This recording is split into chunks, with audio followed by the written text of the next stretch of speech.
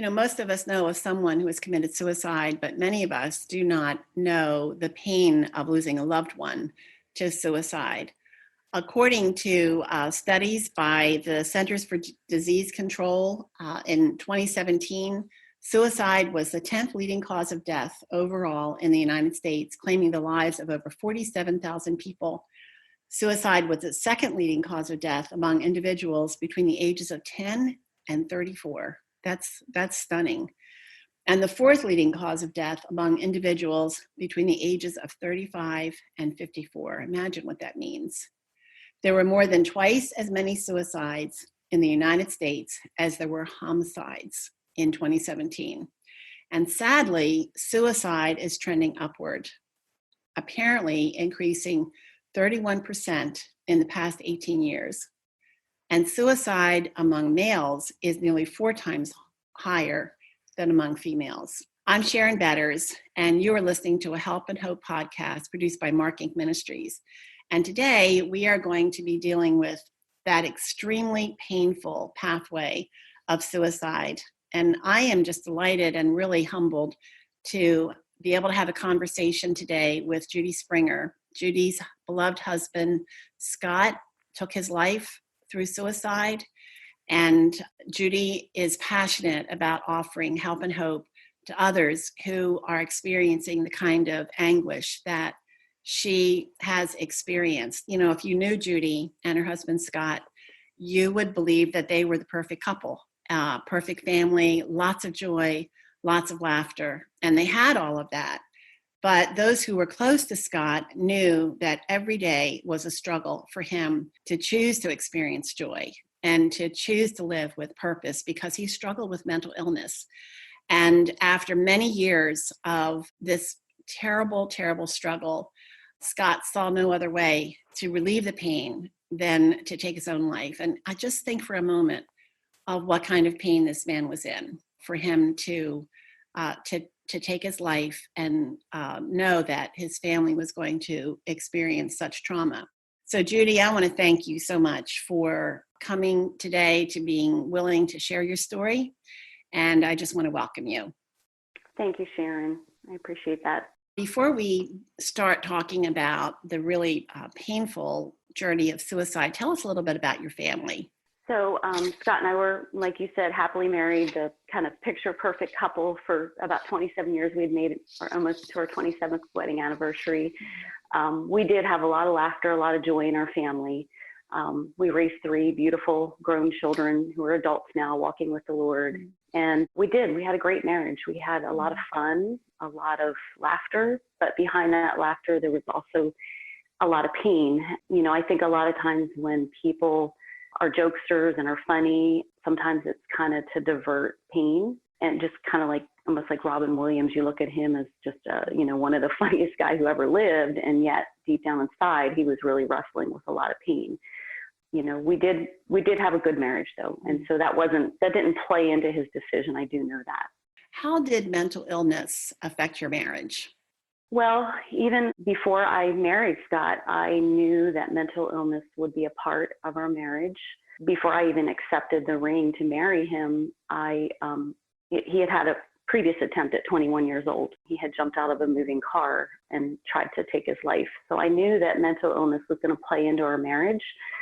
I didn't know how hard it would be or how bad it would be, but he did have multiple mental health stays throughout our marriage, lots of medications, lots of doctor visits, lots of wrestling with darkness and just severe depression and anxiety. So it visited us on a daily basis, but for the most part, it was under control with medications until one day they just didn't work. I believe that Scott wanted to live, but as you said in the introduction, he was in a lot of pain that no one really could fix. What was Scott's spiritual condition? So Scott was really rock solid in the Lord. He loved the Lord with all of his heart. And that brings great comfort to me because I know spiritually he was right with the Lord. He hosted a Bible study in our home for 14 years with multiple men that would come here on Saturday mornings to just hear the word and break bread together and laugh together and share pain and joy. And so he was very solid in the Lord. He truly loved the Lord. He was very giving, very generous, very kind, and one of his best godly features was that he was empathetic. And that empathy played out with people who wrestled with depression themselves. He was oftentimes the first person to go over and comfort somebody. If they were going through a depression, he would be right by their side and just lend an ear. And at the same time, I had to kind of caution him from doing that, because it would sometimes bring him down, because he was so empathetic. He would take on their pain and he would feel it himself. Judy, as you know, because you were here for that journey in our lives, Chuck and I lost our 16-year-old son, Mark, and the grief, I just didn't think I was going to survive the grief. And one of the things that was really helpful to me was people ahead of me in the journey, people who had lost children, who were willing to go back into their pain and to encourage us that we weren't crazy, we were normal. But I really respected that when I would try to get them to tell me, how long is this going to last? When is the ache going to break? They would not respond to that question. And later I realized it's because they were respecting the fact that my relationship to Mark was different than their relationship to their child. And though we probably both knew each other better than anybody else, that part of our hearts that were grieving, there were things that were unique to us. And I'm wondering that about grieving with suicide. What is the difference in grieving suicide over a natural death, do you think? Well, as you said, I mean, grief is it's a horrible thing to go through, and you want people to come along with you in the journey. Suicide leaves a lot of unanswered questions. It leaves a lot of wrestling with what more could I have done. It's a stigma. It's a stigma that people look at and think, well, what was wrong with him? Why, did they have a bad marriage? And in our case, that wasn't the situation. It was an illness that completely consumed him. So suicide is different because there are so many questions that go along with it that people wrestle with, even, especially those in the family. We all wondered after Scott did this, what else could we have done? But I mean, quite honestly, I did everything that I could to help him, and then some. And in fact, the day he died, the very last words he spoke to me were, "Nobody has fought as hard as you have for me. Nobody's done what you've done." I would have laid my life down for him, and he knew that. And I think anybody who observed you knows that that's the truth. That's the total truth. Now, you mentioned earlier that you are a committed Christian, and so certainly one of the questions you ask right away is, do you think a Christian who has committed suicide goes to heaven? Well, I've never once wrestled with that question. Never once in this time did I think, could God turn him away from heaven based on his decision? And I do believe that, a person is not defined by their last act on earth. They're defined by the life that they lived and the choices that they made, and in particular, the decision to follow Christ, which Scott did make that decision and did follow Christ. I never wrestled with that because I knew his spiritual state, and I knew, that God is a God who loves and wanted to see him get better. I really believe that. And he did get his healing, but it just wasn't here on earth. So I would just say to somebody that, yes, I do believe that a person can go to heaven, and that's not an excuse to do something as horrible as that. But, God knows our heart. He knew Scott's heart. He knew Scott's heart was right. Well, as you think about your faith, I often wonder, how do people who suffer such loss, who don't have a personal relationship to Christ, survive? So why don't you tell us a little bit about how your faith played out in your own grieving process, and how it is playing out, because this wasn't that long ago.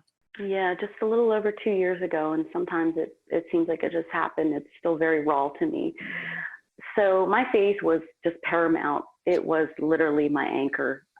It was really where it became real to me. I had to live out his promises. I had to claim his promises. I had to hold on that he's my rock and my fortress, and whom shall I fear? I had to read the Psalms. And there were days when I honestly couldn't even pick up the word. It was some days I couldn't even utter the prayer, just help me, because the pain was just so consuming. But the word became real to me. Music became very important to me. Christian music was very like a healing balm to me. I just clung to his promises that he was never going to leave me or forsake me. And I knew that was going to be true. What are some of those favorite promises? Well, in particular, Romans 8:38 was very, very important to me, and especially with the type of death that he, suicide in particular, because I do believe that nothing, not even suicide, can separate us from God's love. He knew this before the foundation of time, this was going to happen. That was a very important verse to me because Jesus covers past, present, and future sins. And he was covered by his blood in that. So I hung on to that, and I just clung to the Psalms. The Psalms were very important to me, just relating to David and just his lamenting and the joys and the pain that he had. I really could relate to that. So the scripture, music, what are some of the other things that got you through those early days of grief?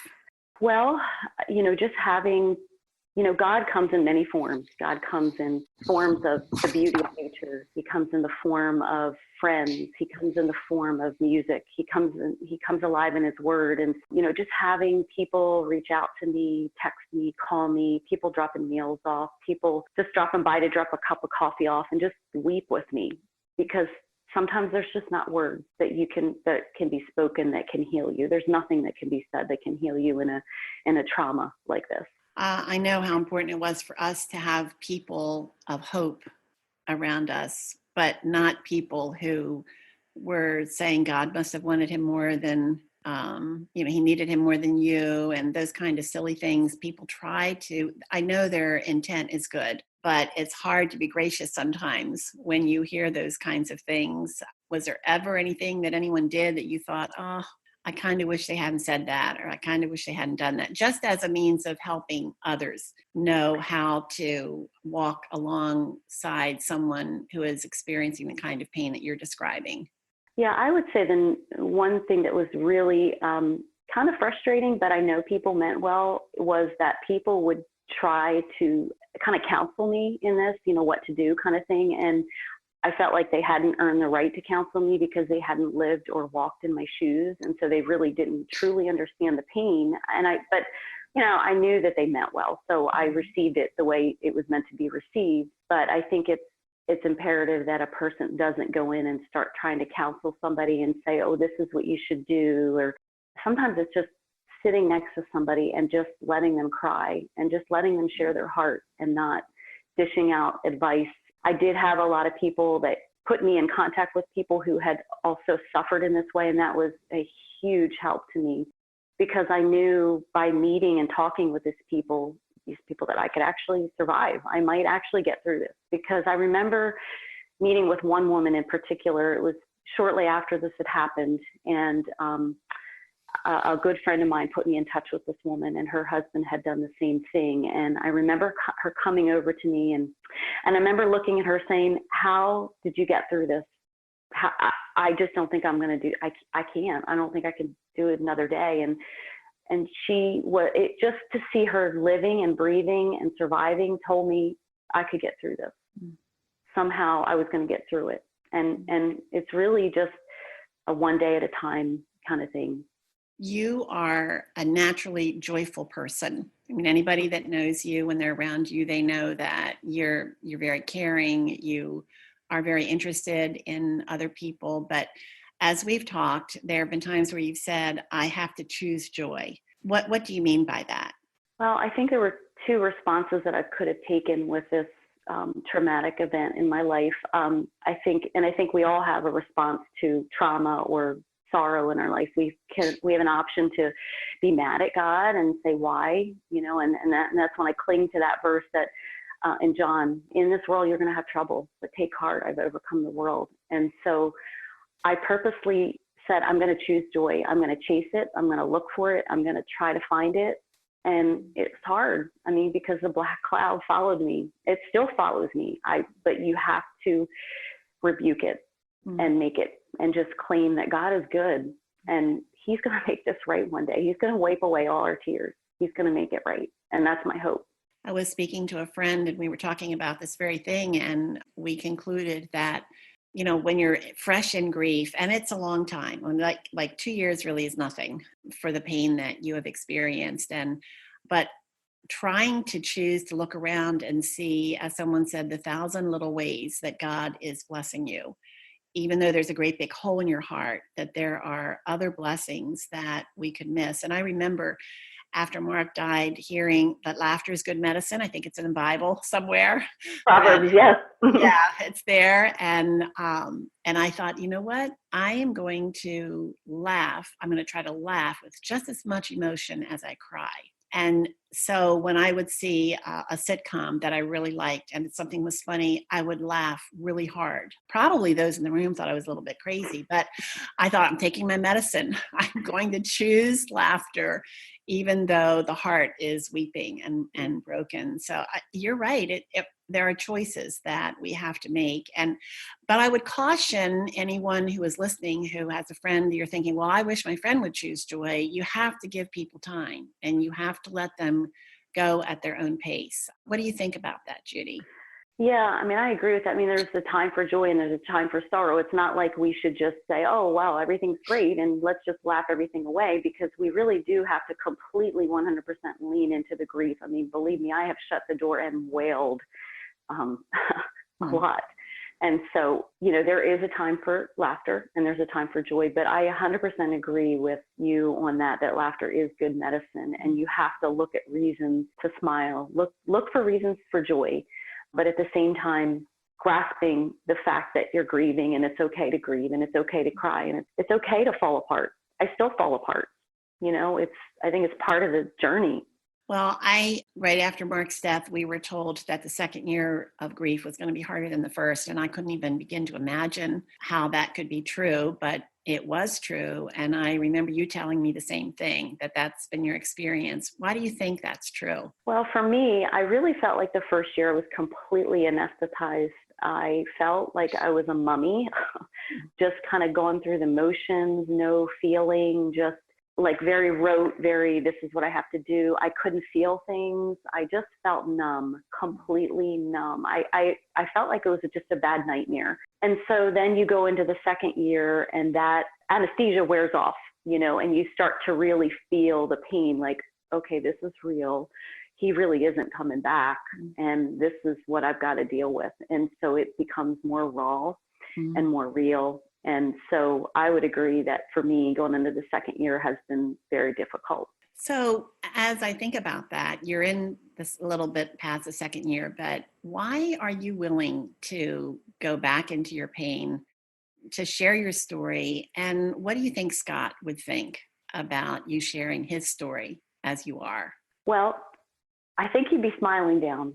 In fact, I think he is smiling, knowing that somehow somebody's going to hear this message that needs to hear this message, that needs hope. I'm living proof that you can get through it. I truly didn't think in the early days I could function. In fact, I almost couldn't function the first several months. And so, you do get through it, but you just have to be purposeful on doing the next thing and really choosing to doing the right thing, whether it's getting up in the morning and just, some days it was just like, hey, I got a shower. This is good. I actually got a shower. Or maybe I just ate that meal I didn't want to eat, but I made myself do it. It's kind of cliched, but doing the next thing I think was really important for me. So I want to share my story because I'm living proof that, you can get through it. And I mean, honestly, out of all the difficult things that could have happened to me in my life, this, bar none, to me is probably the worst thing that could ever happen to me. Well, what advice would you give to someone who has just heard that horrific news? Well, the first thing I would say to them is that it's not your fault. I think it's very easy to want to blame yourself, and it's easy to want to even blame others. I've heard of other people, focusing on, well, if so-and-so didn't say such and such, maybe he or she wouldn't have done such a thing. And somebody who's mentally stable is never going to choose an out like this if they're healthy. So you have to recognize they're not in a healthy brain. And so they made a choice that was in an unhealthy state. And so it's not your fault. That's the first thing that I would tell them. And then I would tell them to be kind to yourself, just really be gentle and allow yourself to feel the pain. You can't go around it. You can't go under it. You've got to go through it. I mean, I know of people who've grieved and just said, okay, well, I got to move on now. And, for me, I literally cried every single day for almost 2 years. And so that was just how I dealt with it. Tears for me were healing. Sometimes it was just closing the door and just crying my eyes out until I couldn't cry anymore. And so, just be gentle to yourself and just do things that are going to make you feel better, whether it's taking a walk or, having a friend over. But whatever you do, don't stay in that dark place in the bed under the covers, because it's not going to fix anything. And certainly there are days when you want to do that. And I think there's liberty to do that, and it's good to do that, but it's not an option that you should choose every day. You got to go through the pain, sadly. How about memories? How do they help? At first I really wrestled with wanting to see, actual pictures and DVDs because it was too painful to watch. I knew that, I would fall apart. And so I kind of avoided them. But I feel like if you're going to go through grief, you have to really face and do the things that are the most challenging. And so I forced myself to look at those memories. And, I found myself laughing and saying, thank you, God, you gave me good memories. I'm thankful. I've chosen to focus on the things that were good instead of the loss. I've really tried hard to focus on what I had and the blessings. And I think if we focus on the memories and the good times and the years that God gave us that were great, that brings me joy. And if I start thinking about what I don't have, because I'm sad, I don't have my husband now. I'm not going to grow old with him, but I can't stay in that place. It's okay to think that way sometimes, but to really focus in on the joy is the key, I think. We've touched on it a little bit, but what advice would you give to someone on how to come alongside a friend or a loved one who has experienced the suicide of their loved one? So the first thing I would say is just be there for them, whether it's to go over and, bring a meal, like I said, or clean a refrigerator out, or just to listen to them and just hold them. Let them talk, let them cry. I know early on, I remember probably the first week, my house was filled with visitors. It was just a nonstop door. And in a lot of ways, I felt like it was in a fishbowl, because some people were there that probably shouldn't have been there, that maybe weren't as close, who meant well, and that was fine. And I know they meant well, but I wanted to grieve in privacy too. I didn't want the whole world to be seeing me bawling my eyes out. I wanted, so I'd say give them space, don't, inundate them with, in the beginning. It's really the months and the years following that they're going to need you. In the beginning, everybody's there. Everybody's bringing casseroles and coffee, and it's great. It's wonderful, and you feel loved, but it's really the months and the years that follow that are the loneliest. And, and so it's, even today when I get a text from somebody that just says, hey, I know, I'm just thinking and praying for you. I know it's rough, so I think that's important. Be there, not just in the beginning, but in months and years to come. I think you raise a good point about people who want to be there, but they're not the close friends that you're really hungering for at that time. And so it takes a lot of wisdom for all of us to know when we need to appear, and maybe appear and be there for a few minutes and leave and respect the privacy that the family needs. And I remember thinking, because our house was the same way, was packed with people who I know they loved us. And I thought, I hope they're protecting our privacy. I hope that they're not sharing things about us because we were at our worst. We weren't putting on a show. What you saw was what you got. And so I appreciate you bringing that up too, Judy. Just one thing I did want to add that I thought was really important, especially in light of a suicide, don't ask questions. I had a few people that showed up, and again, I know they meant well, but they were asking questions. And, it's like you said, you need your privacy. You need to respect that, some things just you don't want to share, and you don't need detail about how it happened or what happened or whatever. That's kind of a sacred ground, I think. I think that's a really good point. As we're wrapping up our time together, Judy, I want you just to imagine that you're sitting across the table from a woman, we'll say a woman who's just lost her husband to suicide. What and you only have a few minutes to talk to her, just a couple of minutes, what would you share with her that you hope would give her encouragement and help her to walk by faith herself in that really terrible journey that she's beginning? Well, I would first of all tell her that, as cliche as it sounds, that God truly is with her. He's not going to leave her. He's going to be there every step of the way. I would tell her to just really lean into the pain, get into the Word as much as she can. And honestly, a grief devotional, I think, was super helpful for me in the beginning, because regular devotionals are great, but when you're dealing specifically about grief, you want to know, what does God have to say about grief? He loves us and He's going to comfort us, and He's close to the brokenhearted. And, that's comforting when you're grieving. That's comforting to know that even though you don't always tangibly feel God, right in the room with you, look for the blessings that are going to come your way, and receive those as blessings of His goodness.